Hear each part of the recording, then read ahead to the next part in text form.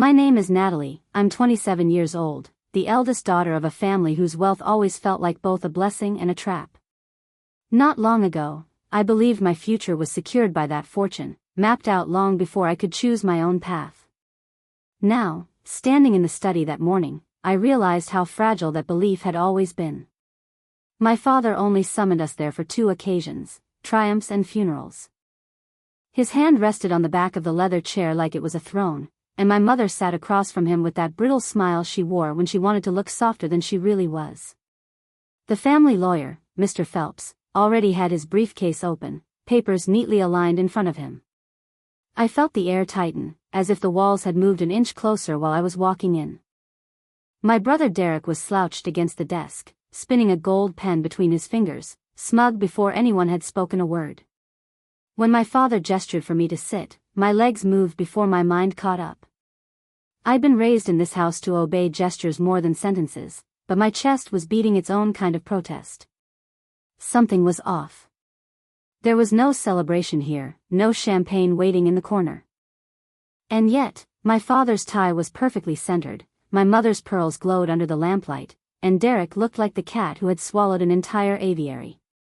Mr. Phelps cleared his throat, and the room hushed. He began reading in his deliberate, neutral tone about trusts and allocations, about properties and stock distributions. The words rolled out like bricks building a wall around me. Then he reached the part that stopped my breath. My share, my inheritance, the life I'd been told was secured for me, was conditional. The condition, would only receive it if I agreed to take care of my brother for the rest of his life. His words landed without tremor, as if this was a standard clause. But inside me, something split. Derek smirked, leaning back as though the arrangement had been his idea. "Guess you'll be looking after me, sis." Lucky me. I stared at the lawyer, then at my parents, waiting for someone to laugh, to tell me this was some grotesque misunderstanding. But my mother nodded almost tenderly, as if this made perfect sense. My father's eyes were granite. He didn't blink when he said, "It is our will, Natalie. Derek needs someone steady beside him. You've always been responsible. This is how you can contribute to the family." The room tilted. All the nights I'd stayed up studying, the way I'd tried to be flawless so they might finally see me, the years of holding my tongue when Derek squandered everything handed to him, all of it funneled into this. My reward was to be chained to his weakness. "I won't," I said, and my own voice startled me. It wasn't loud, but it was final, solid in the air. My throat trembled, yet the sentence refused to waver. "You won't?" My mother's tone was sharp enough to slice porcelain. "I won't give up my life to manage his," I repeated, louder this time. "You want me to be his keeper, his nurse, his shield against consequences." "No." Derek laughed. "Enjoy poverty, then. You'll be begging me for help in a month." Something inside me hardened. For once, I wasn't afraid of their disappointment. "I'd rather starve than spend my life carrying you." Mr. Phelps shifted uncomfortably, as if the air had grown too dense for his lungs. My father's jaw flexed, but he said only one sentence, "Then you are cut out." Those 4 words carried the force of a guillotine. He didn't shout, didn't rage. He just delivered the verdict, and with it, erased me from the life I'd known. I felt the floor sway under me, but I didn't fall. I stood. I don't remember walking out of the study, only the click of the heavy door shutting behind me, final as any lock. The hallway smelled of polished wood and lemon oil, but I could barely breathe. Portraits of ancestors lined the walls, all those stern faces staring down at me as though I'd betrayed them. I wanted to scream at each one, "You lived for yourselves, why can't I?" By the time I reached my room, my hands were shaking. Every piece of clothing, every book, every object suddenly looked like it belonged to strangers. I pulled out a suitcase and began to pack without knowing where I would go. The silence pressed so thickly I almost wished Derek would follow me with one of his taunts, but the house had decided I was invisible already.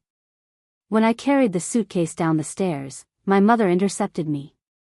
She didn't try to stop me, didn't beg me to reconsider. She simply looked me up and down, her lips tight. You've always been stubborn, she said quietly, as if that explained everything. But don't say we didn't give you a choice. A choice, I repeated, choking on the word. That's what you call it? Her gaze flicked away, and she stepped aside. I walked past her and didn't look back. The night air hit me like water. Cool, shocking, alive. My suitcase wheels rattled on the stone path, and for the first time in years, I felt unmoored, but also, in some raw corner of myself, free. I had nothing. No safety net, no wealth to cushion me. Yet my refusal had been a beginning as much as an ending. I didn't know then that the empire I'd been disinherited from would one day crumble, or that my parents and brother would find themselves at my door begging for help. All I knew, stepping into the dark with nothing but my suitcase and the echo of their rejection, was that I had chosen myself. And though the fear clawed at my ribs, beneath it pulsed something steadier, something that felt dangerously like hope. The first night away from home was both liberating and terrifying. I checked into a budget motel on the edge of town, the kind with flickering neon and threadbare carpet that smelled faintly of cigarettes no matter how many non-smoking signs were posted. The receptionist didn't even glance at my surname when I signed in, and that anonymity, which once would have felt insulting, struck me like a strange mercy. No one expected me to be anyone there. No one cared. For the first time, I wasn't the Whitmore daughter. I was just a woman with a single suitcase and enough cash for 2 nights. I lay awake staring at the water-stained ceiling, every sound amplified, pipes rattling, doors slamming, someone arguing through the thin wall. My stomach twisted with fear. How long before I ran out of money? How long before the world realized I had no plan? Pride was what had carried me out of that house, but pride couldn't pay for food or shelter. The thought of returning to beg wasn't even an option. I would rather collapse in the street than crawl back to Derek with his smirk waiting. Morning came harsh and bright. I pulled on the same clothes from the night before, splashed cold water on my face in the cracked sink, and walked until my feet throbbed. The city I had known from chauffeur-driven cars and boutique shopping trips looked different on foot. Buildings seemed taller, colder. Store windows reflected not privilege but need. I ducked into cafes and checked bulletin boards, scanning for job ads that didn't require years of experience or references I couldn't provide. My resume, impressive in theory, felt laughably hollow outside the gilded cage of my family name. By the 3rd day, I had eaten little more than a stale muffin and coffee. Hunger sharpened me, made the world vivid and cruel. I finally landed a job bussing tables at a small diner where the manager, a tired woman named Ruth, seemed more interested in bodies that showed up on time than sparkling resumes. The pay was pitiful, the hours long, but when she handed me a uniform, polyester, 2 sizes too big, I nearly cried with gratitude. The work was humiliating at first. Scraping plates, wiping ketchup from vinyl booths, fetching endless refills for customers who barely looked at me. But in that humiliation, a peculiar relief bloomed. Each dollar I earned was mine, untainted by conditions or expectations. No one could take it away because no one had given it to me out of obligation. At night, when my body ached and my hands reeked of grease, I lay in my motel bed exhausted but strangely proud. Of course, word spread quickly in the circles I used to inhabit. Old friends messaged me with thinly veiled curiosity. Was it true I'd been cut off? Was I really working in some diner? Their pity dripped like poison. I ignored most of them, but one conversation still burned in my memory. An old school acquaintance cornered me near the bus stop one afternoon, her eyes alight with malicious delight. "I heard you're living like a normal person now," she said, laughing. "Guess you should have played nice with your family." I smiled thinly and walked away, but my cheeks burned for blocks. That night, in therapy, yes, I had scraped enough together to visit a low-cost clinic. I spilled the shame like acid. The therapist, a calm woman named Dr. Flores, listened without interruption before saying, "Shame only works if you agree with it. Do you?" Her question lingered for weeks, haunting me every time someone's sneer tried to reduce me to nothing. The diner became my battlefield and my classroom. I learned to endure Ruth's barked orders, to juggle trays without spilling, to defuse cranky customers with forced patience. And I learned humility, not the kind my parents demanded, which was really submission, but the kind that comes from recognizing that no work is beneath dignity if it's honest. Each paycheck, however small, was a victory. But it wasn't enough. Even as I scraped by, some part of me knew survival wasn't living. I wanted more than tired feet and cheap coffee. I wanted to prove, if only to myself, that I could build something out of the ashes. I didn't yet know what shape that would take, only that it had to be mine. Meanwhile, I caught snippets of my family's world through the news and overheard gossip. Derek's face appeared in society pages, drunk at parties, photographed with women whose names shifted weekly. The empire seemed untouched, gleaming as always, but cracks had begun to show if you knew where to look. Whispers of missed deadlines, disgruntled investors, questionable expansions. I told myself I didn't care, but each headline pricked something inside me, part resentment, part vindication. One evening, exhausted from a double shift, I returned to my tiny rented room above a laundromat. I sat on the thin mattress and counted my tips, 12 crumpled dollars, a few coins sticky with syrup. It was nothing compared to the fortune I'd walked away from, yet it felt more real than anything I'd held before. I thought of Derek, cushioned in his excess, never once earning a dollar that wasn't handed to him. And for the first time since leaving, I smiled without bitterness. I didn't know how I would climb higher, but I knew one thing with certainty: I would never trade this fragile independence for chains, no matter how gilded. I didn't follow the news religiously, but it had a way of finding me. The diner had a stack of old papers near the counter for customers to flip through, and sometimes, while waiting for coffee to finish brewing, I skimmed headlines. Most days it was politics, weather, or celebrity scandals, but now and then my family's name appeared in the business section like a ghost calling me back. At first, everything looked the same: glossy photos of Derek attending fundraisers, my parents posing with politicians and philanthropists. They still looked untouchable. But then came a smaller headline, tucked between stock reports: Whitmore Holdings misses quarterly projection. The words hit me harder than I expected. It wasn't a collapse, not even close, but it was a fissure in the marble facade I'd always been told was eternal. I told myself not to care. I folded the paper and went back to refilling salt shakers, but the thought clung to me. For so long, I had been convinced they were invincible, and I was the disposable one.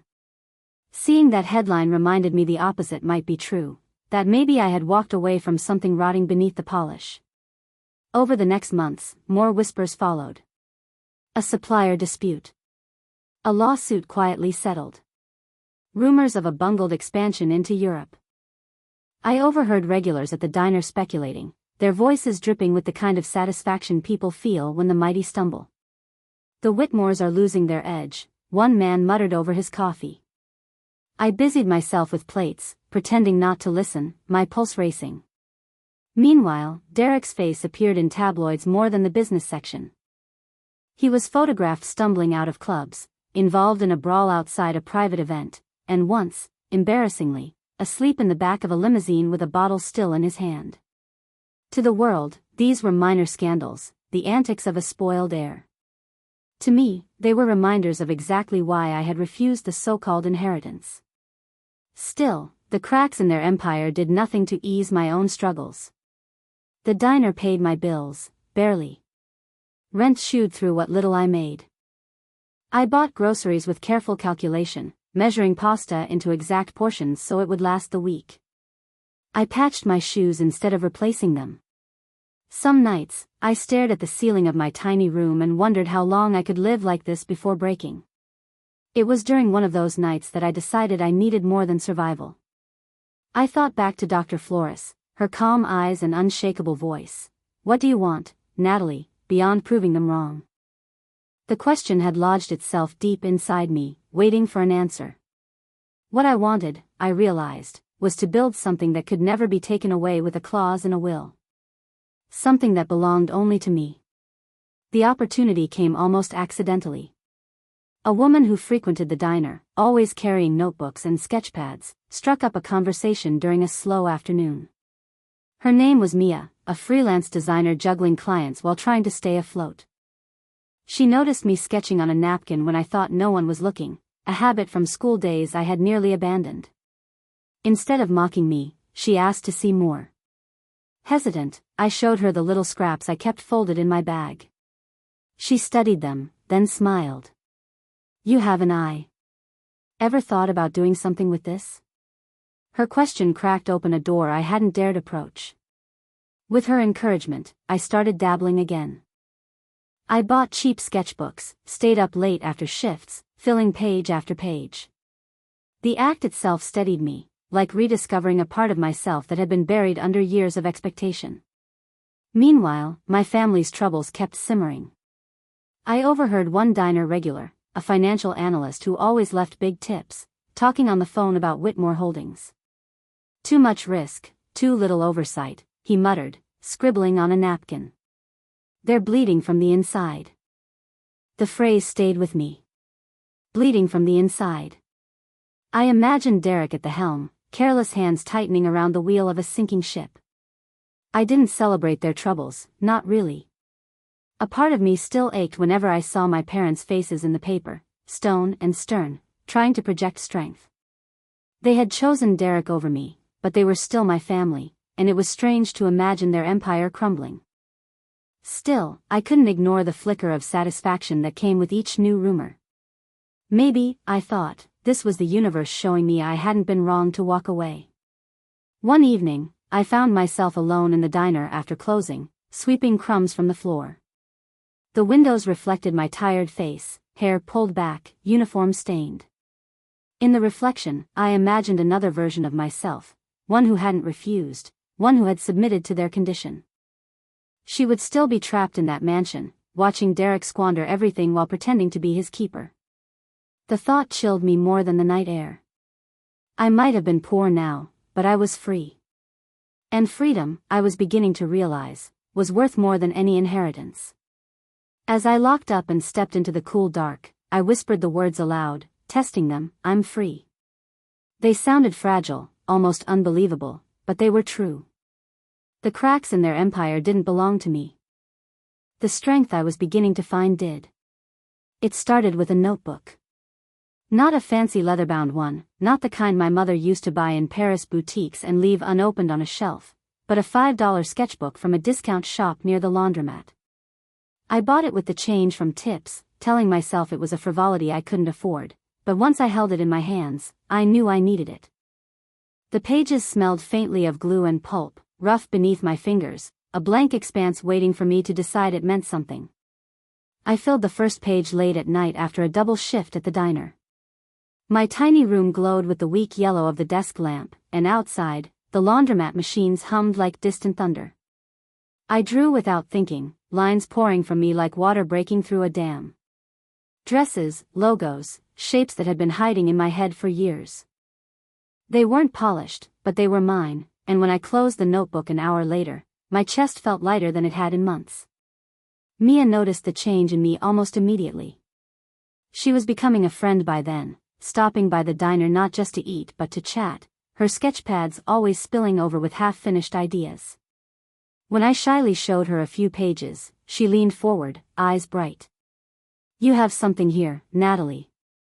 It's raw, but it's real. People crave authenticity, not just polish." Her words lingered. Authenticity. My family's empire had been built on polish, gleaming advertisements, perfectly staged charity galas, hollow promises of heritage and exclusivity. Maybe the world was ready for something less manufactured, something human. Of course, the leap from sketches to a business was ridiculous. I had no capital, no contacts, and certainly no experience running anything beyond a tray of coffee cups. But the thought dug into me. What if I started small? What if I built something piece by piece, instead of waiting for permission or inheritance? The first step was terrifyingly simple. I made a logo. One night, with Mia coaching me through basic design software, I created a mark, a stylized phoenix rising from rough strokes. Cliché, maybe, but it meant something to me: fire, ruin, rebirth. I printed it on cheap paper and taped it above my desk. Every time I looked at it, I felt like I was daring myself not to quit. From there, I began tinkering with small items I could realistically produce. Mia connected me with a local printer who specialized in sustainable fabrics. I scraped together savings for a tiny order of tote bags, stamped with my Phoenix logo and a simple phrase, "Own yourself." When the box arrived, my hands shook as I cut through the tape. The bags weren't perfect, a few prints were smudged, the stitching uneven, but they existed. They were real. Selling them was another matter. I set up a stall at a weekend flea market, my stomach twisted with nerves as I arranged the bags on a folding table. The first few hours passed with little more than curious glances, and I considered packing up early. Then a young woman stopped, ran her fingers over the fabric, and smiled. "This feels different," she said softly, almost to herself. She handed me cash, and I handed her a bag. My first sale. My first dollar earned not from serving or obeying, but from creating. I walked home that night grinning like a fool, clutching the bills in my pocket. They barely covered the cost of materials, but the money wasn't the point. The point was proof. Proof that someone wanted what I had made. Proof that I could stand on my own. Of course, my success was microscopic compared to what I had walked away from. Whitmore Holdings still dominated the skyline with its gleaming tower, Derek still plastered himself across tabloids, and my parents still hosted dinners for ambassadors and CEOs. But late at night, when I counted my small profits and sketched new designs, I realized something. I no longer measured my worth against their empire. That realization was tested quickly. A customer at the diner recognized me one afternoon. She was someone I had once seen at charity events, the daughter of one of my mother's acquaintances. She looked at me in my stained apron, eyes flicking over the coffee pot in my hand, and smirked. "Oh, how the mighty have fallen," she said, loud enough for half the diner to hear. My face burned, but instead of shrinking, I heard Dr. Flores's question echo, "Shame only works if you agree with it. Do you?" I met the woman's gaze and, without flinching, replied, "I'm building something better." She blinked, thrown off balance, and muttered something before leaving. My hands were still trembling when I carried the coffee pot back, but inside me, something had shifted. For once, I hadn't swallowed humiliation. I had answered it. That night, I sketched until dawn, the phoenix spreading wider across the page. Success, even in its smallest form, is addictive. That first sale at the flea market replayed in my head for days, like a song I couldn't stop humming. It wasn't just the cash, though that crumpled bill lived in my wallet longer than it should have. It was the validation, the sense that I had created something someone else wanted to carry into their life. But success, as I was about to learn, is never a straight line. It's more like climbing a staircase in the dark, stumbling against missing steps and splinters, never knowing when the wood will give way beneath you. At first, I managed to sell a few more tote bags, mostly to friends of Mia's and curious strangers who liked the Phoenix logo. Encouraged, I reinvested every dollar into a second batch, this time experimenting with t-shirts. They looked sharp in my sketches but came back from the printer uneven, the fabric thinner than promised. When I set up my market stall again, I forced a smile as people fingered the shirts, frowned at the seams, and walked away. At the end of the day, I had sold only one, and that was to Mia, who refused to take the cash back even after I begged. My tiny room began to feel like a graveyard of missteps.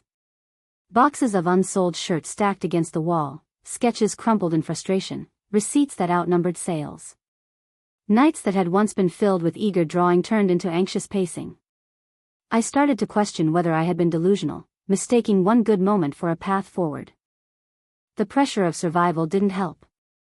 The diner shifts grew heavier, especially when Ruth began cutting hours to balance payroll. I tried picking up odd jobs, handing out flyers on street corners, babysitting for a neighbor, but exhaustion piled higher than the rent bills. Some mornings, staring at my reflection in the streaked bathroom mirror, I barely recognized the hollow-eyed girl staring back. I nearly quit one night. I had come home from the diner to find a letter taped to my door, a rent increase. It wasn't much, just a few dollars more a month, but to me it felt like a mountain. I sat on my bed with the letter crushed in my fist and whispered, "I can't do this. Tears came hot and heavy, leaving blotches on the paper. For a few raw minutes, I imagined crawling back to my parents, begging forgiveness, trading every scrap of pride for the illusion of security. The thought both tempted and disgusted me. But then I remembered Derek's smirk in that study, the way his voice dripped with triumph when he said I'd be begging him in a month. That memory burned hotter than the shame. If I gave up now, he'd be right. And worse, I'd be trapped forever in the life they designed for me. I wasn't willing to hand them that victory. The next day, I dragged myself to therapy, half expecting Dr. Flores to confirm my fear that I was chasing a fantasy. Instead, she leaned forward and said, "Failure isn't proof you're worthless, Natalie. It's data. What have you learned?" Her question forced me to shift. I had learned not to trust cheap suppliers. I had learned that authenticity mattered more than perfection. People wanted the rawness of the Phoenix bags more than the flimsy t-shirts. And I had learned that giving up felt worse than exhaustion. So I pivoted. I stopped pouring money into untested ideas and instead doubled down on what people had responded to. I expanded the tote line with new designs, each carrying phrases I wished someone had told me when I was younger: stand tall, own yourself, burn brighter.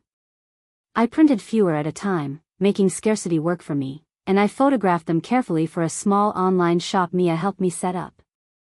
Progress was still painfully slow. Some weeks, I sold nothing at all. Other weeks, a sudden burst of orders left me scrambling to package and ship late into the night.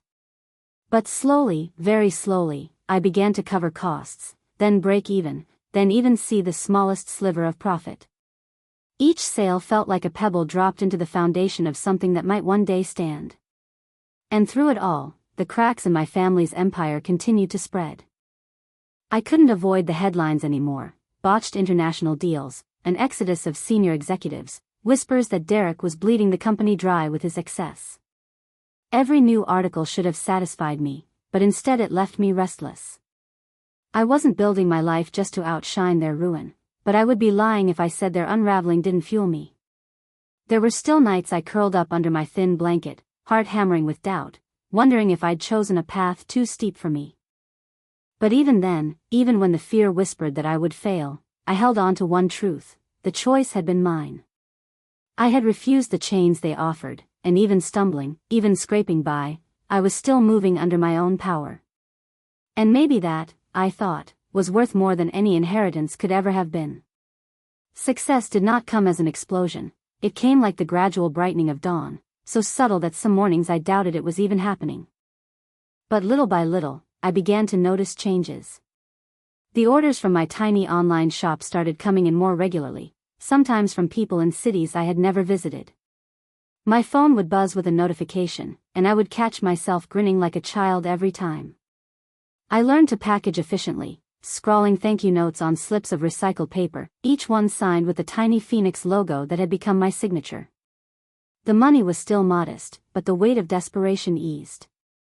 For the first time in months, I could buy groceries without counting every coin, could replace my worn-out shoes instead of patching them. When I handed Ruth my notice at the diner, her only reaction was a shrug and a muttered, "You'll be back when that little art project dries up." But I wasn't afraid anymore. I had seen proof that it could work, however slowly, and I wasn't about to give that away. I moved into a slightly larger apartment, still small, still with a leaky faucet that drove me mad at night, but it had space for a desk and shelves to hold supplies. Watching the boxes of bags and shirts stack neatly instead of spilling over my bed felt like progress carved into wood. I spent evenings sketching new designs, mornings answering customer emails, afternoons packaging and running to the post office. I was exhausted, yes, but for once the exhaustion came with pride rather than shame. What surprised me most was the community that formed around my work.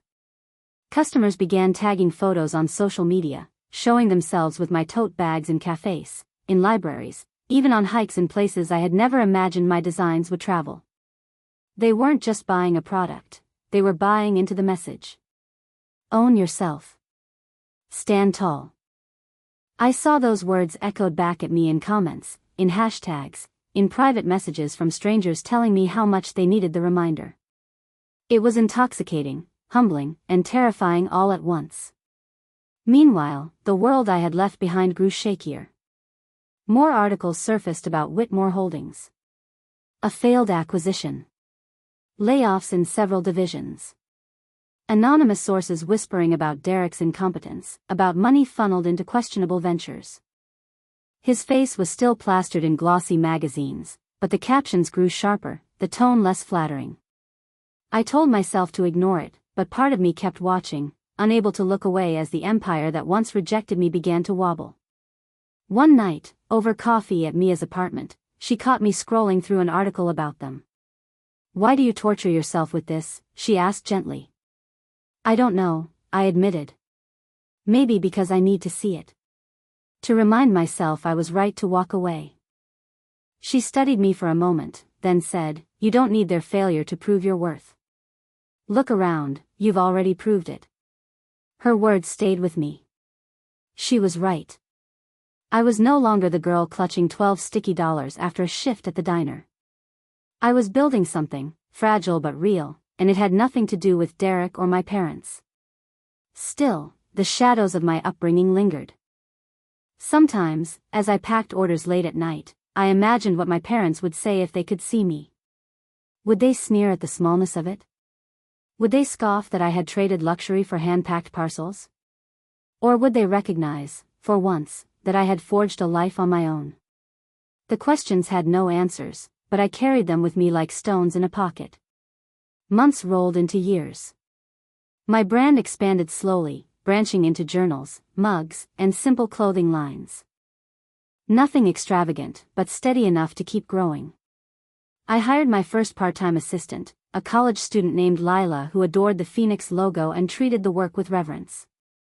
Watching her fold shirts and tape packages filled me with a strange, quiet pride. I had created not just a product, but an opportunity for someone else. The business never catapulted me into wealth, not yet, but it gave me something better: stability.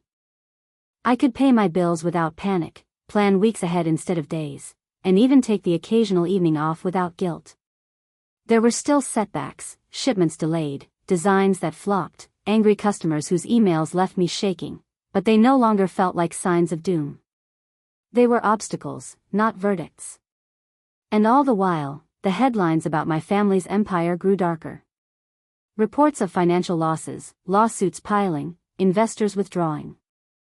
Derek's scandals no longer amused the press, they disgusted them. Photographs of him showed not a golden heir but a man bloated by excess, eyes dull and tired. My parents clung to dignity in public, but I could see the cracks in their armor.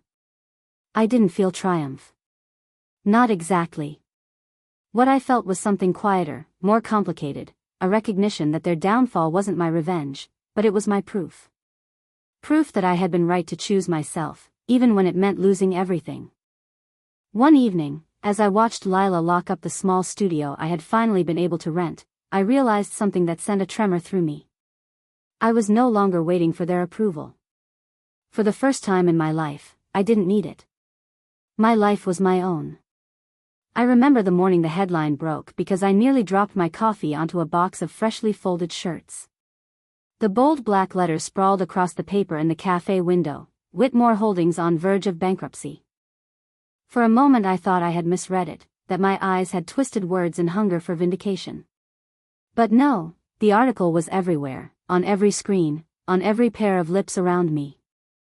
The company that had once towered like an untouchable monument was collapsing in full view of the world. I sat down at a corner table, hands trembling as I read. Executives resigning en masse. Assets frozen. Years of reckless expansion and opaque accounting catching up at last. Derek's name appeared again and again, not as heir but as culprit. Photos showed him leaving a hotel with his head down, no smirk this time, only a gaunt, defeated expression. My parents, too, were quoted, insisting that the company would survive, but their words sounded thin against the weight of the numbers.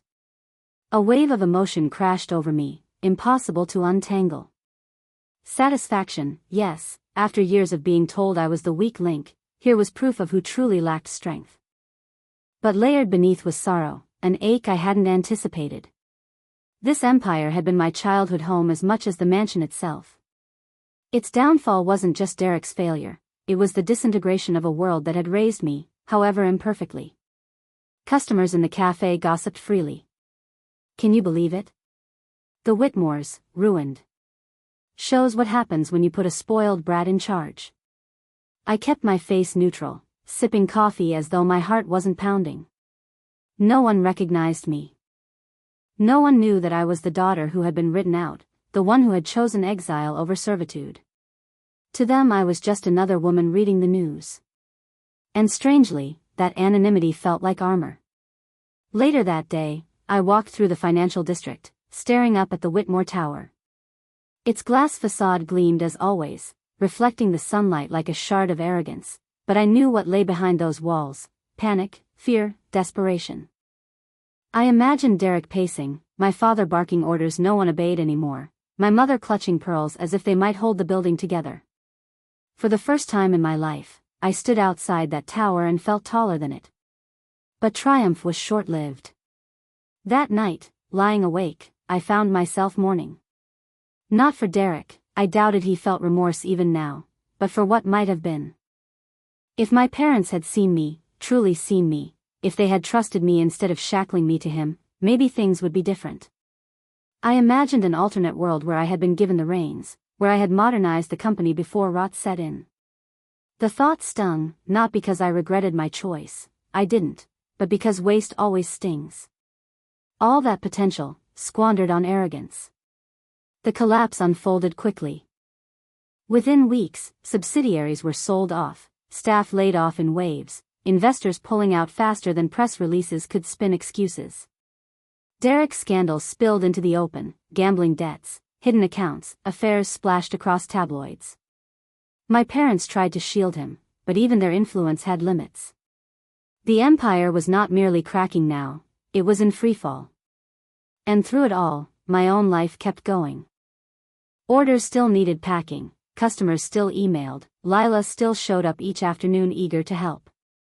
It was surreal, my small Phoenix-branded parcels crossing the country while the mighty Whitmore names sank like a stone. Sometimes I wondered if fate was laughing, orchestrating irony too sharp to be coincidence.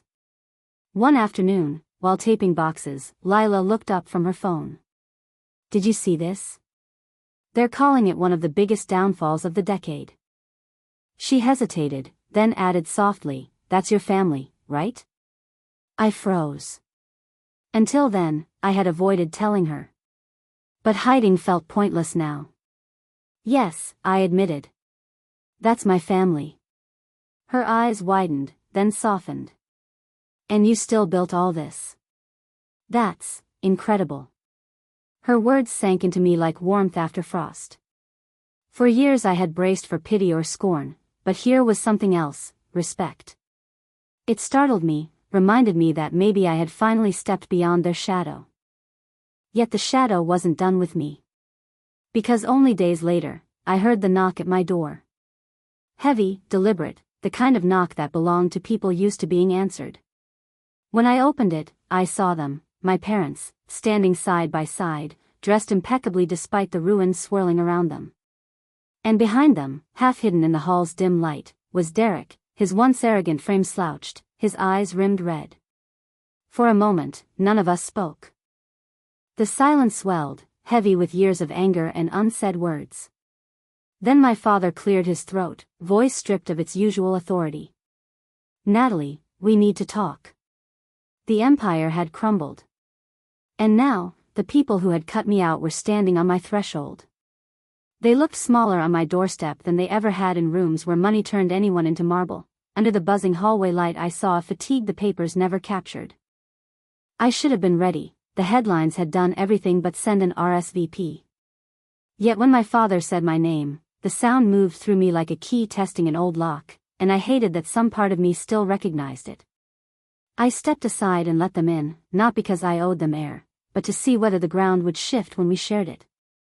The studio smelled of cardboard and citrus. Parcels crowded the table, each sealed with the small phoenix I had drawn in a room no one paid for but me. My mother paused at the shelves as if merchandise were a species she had read about but never handled. Derek stayed near the door, hands in his pockets, eyes rimmed red, the smirk gone and something raw showing through. "We're in trouble," my father said, and for once there was no sermon hiding behind the announcement. There were miscalculations, betrayals, a market we misread. Derek swallowed. "I messed up," he said, the words arriving without their usual cushion of excuses. "I thought I knew what I was doing. I didn't." My mother's pearls clicked when she drew breath. "We were wrong," she said, each word laid down carefully. "About many things. About you." Her gaze moved from the printer to my open notebook, lingered on the thank you cards stacked like small windows. "We did not understand what you were capable of." I let the silence stretch until my heart settled. Then I asked the only question that mattered. "Why are you here?" "To ask for your help," my father answered. "Advice, introductions, perhaps short-term capital. We would make it right, Natalie. We can make you whole again." The phrase struck flint inside me. "You can't make me anything," I said, voice steady. "I did that work without you." "We don't deserve it," Derek said, eyes on the floor. "But I'm asking anyway." "I'm sorry." The apology landed like a glass we refused to touch, fragile, true, insufficient. "Apology isn't repair," I said. "What you're asking isn't a favor, it's a collapse looking for a softer landing." "What would it cost me?" I swept a hand toward the room, the cheap desk, the taped boxes, the calendar crowded with ship dates. "Everything here is sized to my reach. Your needs fill palaces and then ask for wings." "We are desperate, not greedy," my mother said, and then, in a voice I had never heard, unarmored and low, "and I am ashamed." The sentence tugged at a thread I had braided tight. I thought of the motel's neon, the first bag a stranger bought with a smile that steadied me for a week, the nights I counted sticky tips and told myself the numbers would become enough, the day Lila learned the rhythm of the tape gun and looked at me like work could be a home. My life did not require erasure to make room for theirs. "We can pay you, equity, repayment, a controlling share if needed," my father rushed on, as if money were still the language the world preferred. "The board would." "The board applauded while the building burned," I said, the old edge sliding out. "You don't need my name or my bank account. You need consequences." His jaw tightened, pride flaring even at the lip of ruin. "We are living in consequences," he replied. "We came to you." That moved me, not because it excused anything, but because I am not stone. "I won't fund you," I said. "I won't polish statements or soothe investors or pretend this was weather. If you want my help, it will be in a way that protects what I've built and does not rewrite what you did." "What does that look like?" my mother asked, as if she had finally noticed that maps existed outside our gates. "It looks like this," I said, pulling a pen toward me. "I'll connect you with a restructuring firm that doesn't owe you favors. I'll introduce you to 2 operations leads who care about ethics more than optics. I'll sit in 3 meetings, no more, as a consultant who will say no often, and I will charge a rate that reminds all of us I am not your daughter for the purposes of this work, I am expertise. If you try to widen the door with flattery, the engagement ends." For the first time that afternoon, my father nodded in a way that resembled respect. Derek let out a sound that was almost a laugh and then wasn't. "That sounds like you," he said, and the old nickname rose and died in his throat before it reached me. We hashed details because details are how feelings learn to stand, timelines, who would be in the room, what I would review, what I would refuse on site. They listened, they didn't interrupt. My mother took notes in a small notebook, and when the pen shook she didn't hide it. At the threshold my father's gaze moved over the parcels, the stickered bird catching light on every lid. "You did this," he said, not as a claim but as a fact that finally fit. "Without us." "Yes," I answered, and the words settled like furniture that had been missing. After the door closed, the hallway felt longer, as if the building had adjusted its shoulders. I pressed my forehead to the wood and let the tremor pass. Compassion had cost me nothing I needed, and pity had not gotten in to rearrange the room. I had opened a door and kept the lock in my hand. I wrote to Dr. Flores before the certainty could blur. They came. I didn't rescue them. I didn't punish them. I made terms. Her reply arrived quickly. That is what healing sounds like when it is spoken aloud. Night settled, the city breathed its ordinary breath. I peeled a fresh Phoenix sticker from the roll and smoothed it onto the next box, the bird mid-flight, smoke drawn into wings. I was not whole because they had asked me to be, I was whole because I could remain myself in the room that used to unmake me, and whatever came next, apologies that learn to walk, boundaries that hold, would have to meet me there. I didn't sleep much after that meeting. Even though I had set the terms, even though I hadn't caved or signed away what I'd built, my body hummed like I'd stood too close to a storm. Every time I closed my eyes, I saw them at my table, my father's hands gripping the pen, my mother's pearls trembling against her collarbone, Derek slouched like a boy who had finally been sent to detention. The image was so strange it almost felt invented. When I met with Dr. Flores the next afternoon, I spilled everything in a rush, the words tumbling over each other. I didn't say yes to money. I didn't say no to them either. I gave them conditions, like I was a consultant, not their daughter. And they listened. She smiled, tilting her head the way she did when she wanted me to hear my own voice. And how did that feel? Wrong and right at the same time, I admitted. Part of me wanted to slam the door. Another part wanted to hug them until the years dissolved. Instead I just stayed standing. That's called holding boundaries, she said softly. It doesn't erase hurt. But it prevents new wounds. The truth was, boundaries were harder than I imagined. In the days that followed, my parents tried to push. Subtle at first, a request for an extra call, a hint that I should attend a family dinner with potential investors. I reminded them of the agreement. 3 meetings. Consultant, not caretaker. They bristled, but to my surprise, they backed down. Perhaps desperation had taught them manners, or perhaps they had finally realized I would not bend the way I once did. Derek was different. He sent me a message one night, clumsy, riddled with typos, but raw. I don't deserve your help. I know that. I just want you to know I'm sorry. Not because the business failed. Because I treated you like you were my safety net instead of my sister. I stared at the words for a long time, unsure how to reply. In the end, I typed, acknowledged. But apology is a beginning, not an end. I hit send before I could soften it, and strangely, I felt lighter. At the restructuring meetings, I watched them flinch as outsiders dissected what they had built. Cold slideshows, charts bleeding red, analysts asking questions with no respect for reputation. For the first time, my parents didn't command the room.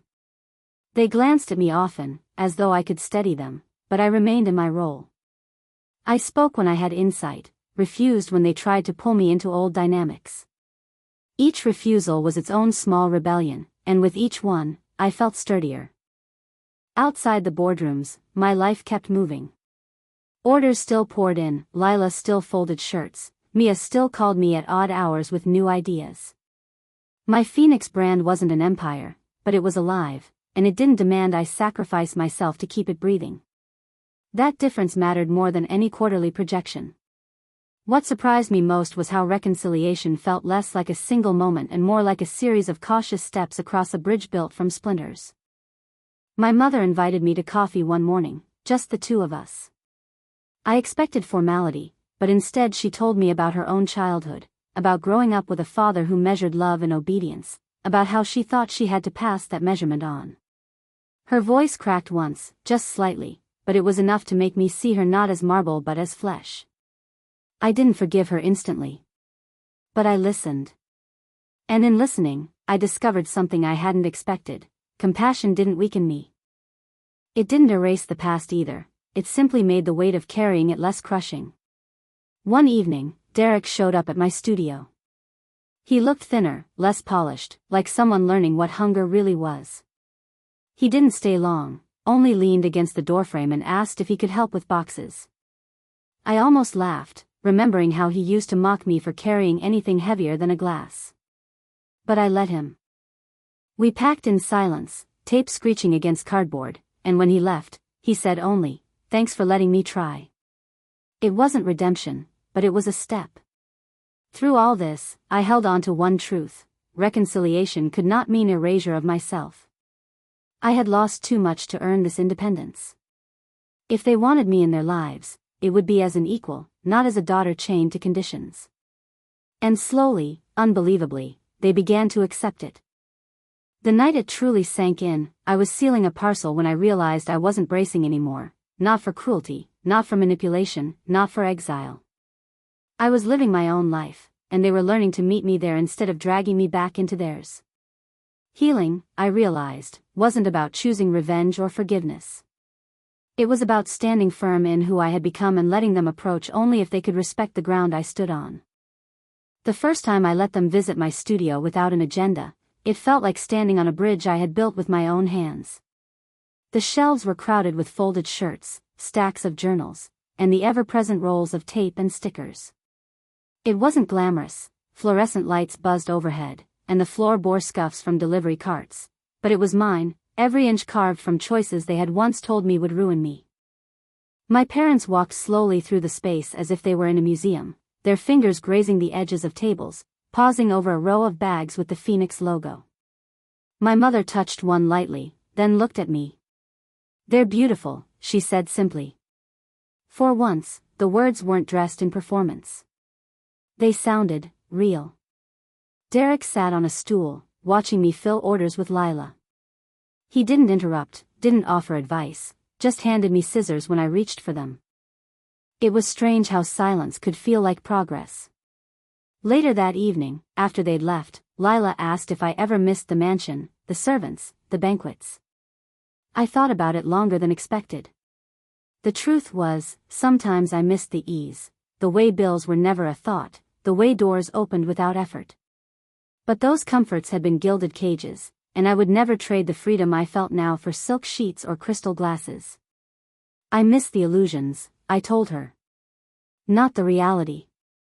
The restructuring dragged on for months. The old empire shrank, piece by piece, until what remained was no longer a tower casting shadows but a modest firm trying to survive on merit instead of arrogance. My parents endured it with grim acceptance, Derek with halting humility. I stayed on the sidelines, offering perspective only when asked, refusing to be pulled deeper. Each time I said no, they respected it. That, more than anything, convinced me change might be possible. What I didn't expect was how reconciliation felt less like one triumphant scene and more like a series of small, almost ordinary moments. Sharing a meal without tension. Hearing my father say, "Thank you," without pride strangling the words.